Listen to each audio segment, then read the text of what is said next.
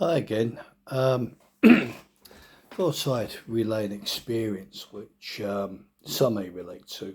Um, you see, I never had any idea that I could be autistic all the way through my adult life. It wasn't until I had autistic children that my wife started to do a lot of research into it, and even began to think that it was probably I was probably autistic as well. Um, this wasn't something that either my family, my mother, considered.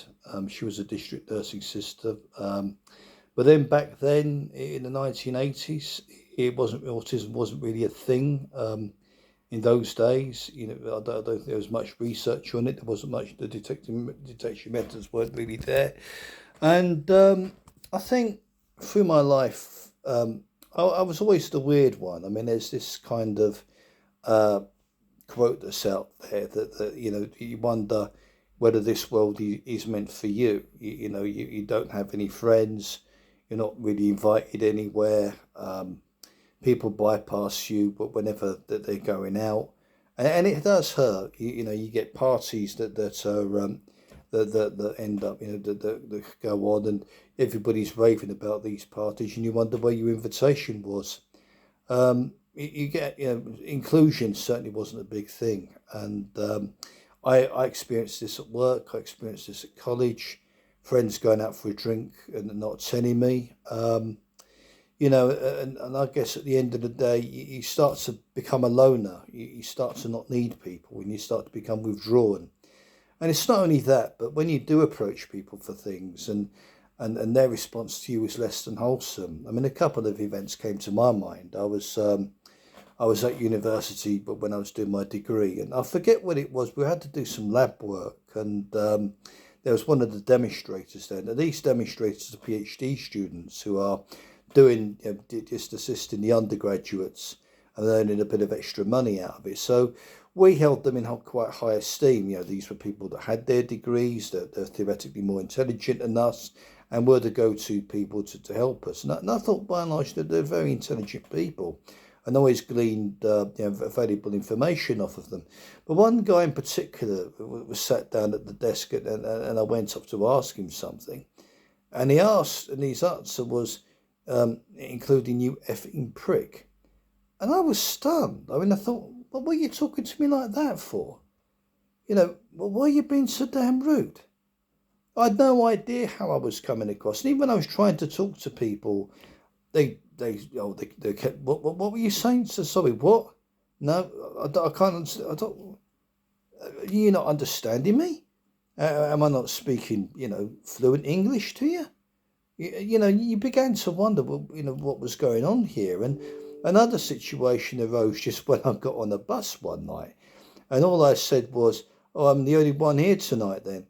And the driver's response was, "Oh, go fuck yourself." Pardon my French, but that's what he said. And I think over the years, I've had a lot of responses like that, and especially when I was younger. And another occasion, I was a student still, and I popped into a supermarket to do some shopping, and I simply asked the cashier for a carrier bag, and the way she got the bag out, it was like I'd been rude to her, and I thought, what the hell? I've just asked you for a carrier bag. I mean, how am I coming across?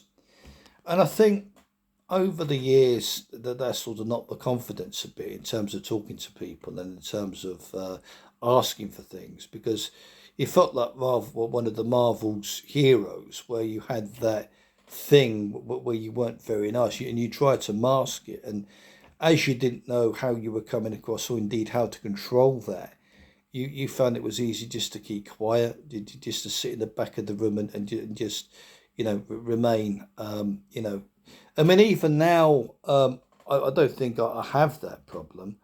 Well, I do, because I mean, at the same time, I don't really have a filter. I've got an opinion, and quite frankly, it probably gets said probably where it shouldn't be. So I'm trying to adopt it, as I said in a previous video, I'm trying to adopt a thing now where better to remain quiet. Don't complain about my breakfast. Don't complain about the fact there's not enough water in the coffee. Don't complain that the coffee's not hot enough. I wanted to go with the torn strips off of people for that, but now I'm realising just how I'm coming across and how I don't want to go through life upsetting people.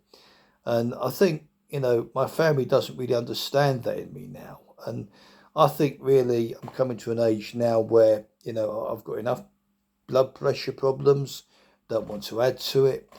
But I'm wondering how many people out there have lived that life. That they've asked somebody what they thought was a perfectly reasonable question in a polite way, as far as they were concerned, only to have their heads bitten off. I mean, have you discovered that? I mean, I didn't. I mean, I went through years with all these flashbacks as well, and they keep coming back to me. Why did they talk to me like that for? What did I do wrong to be spoken to like that?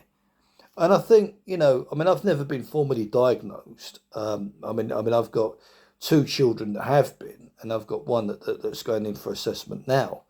And I've taken questionnaires with some of the major autism sites, and each one of them placed me quite high on the Aspie scale.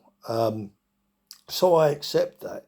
I'm not going to go for any formal diagnosis. And I think the reason being for that is I'm happy with that.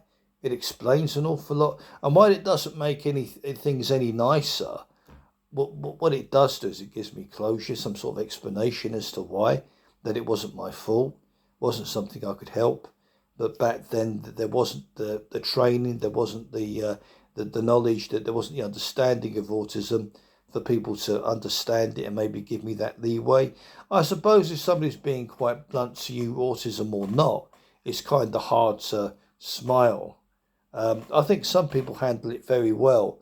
Other people, I think, that they'd rather you just not be in the way of anybody with autism. But I mean, that is kind of what got me to think that I could be autistic. And I think all the way through my student life to probably my adult life, I'm constantly thinking, God, I could have handled that conversation better, couldn't I?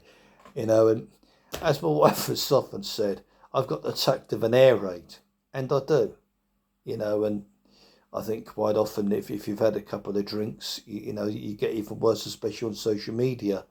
I try now not to be too opinionated on social media. I used to be dreadful, and I know it alienated me from a number of people. So now I know everybody's entitled to an opinion. But I think, you're also you've also got the right to remain silent. And I try to exercise the latter. So I'm posting that because that's another big reason that I'm posting these blog videos, because I think autism is something that affects those that suffer from it, those that have it. I think it's a very big disability in their lives, and the sad thing is, it doesn't come with the prompts like you've got a wheelchair or a guide dog or a white stick. There's nothing that a person with autism can easily carry apart from maybe a lanyard to say, "Hey, I've got autism." And even if you did, a lot of people don't necessarily understand exactly what that is. And I think, the world's becoming more open to it. I think there's more education and support about it now. But I think for us poor people who are born sort of 3/4 of the way into the previous century, that's maybe something which, at least it's some explanation, even though it has scarred us a bit. But what can you do? I try to just live my life. I like to be busy. I'm not in many social groups because I tend to get thrown out of them for one reason or another. Don't know why, and therefore I take the stance now that I'm in my own groups and I don't wish to join any others. Sad maybe, but it's better to, alienate yourself and just save that hurt. I mean, that's how I see it. And, as far as I'm concerned, I just need my family. Friends, yeah, I mean, you can count on one hand the number of true friends you've got. But, I'm not that bothered anymore. I think it's what it boils down to. I don't really care. I think that's what I've come down to now. I suppose it's made me hard in a way. You harden to it. And maybe that makes you a less a nice person. I suppose if I've become that, I've become that. I don't go out to be a nasty person, but at the end of the day, I'm who I am. If people can't take me for that, that's their problem. But anyway, that's my thought for the day then, that might help people out there. And I'll try to put a bit more action into these things rather than me just sat here, because 10 minutes listening to me rambling on must be somewhat boring. Got some glass engraving coming fairly soon. it's the wife's 50th. Shh. So, and then she's Man U. So I've got to go and engrave a Man U logo on that as well.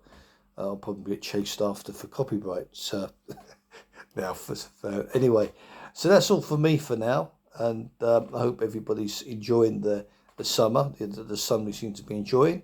And I shall share more of my thoughts with you and activities soon. Cheers for now.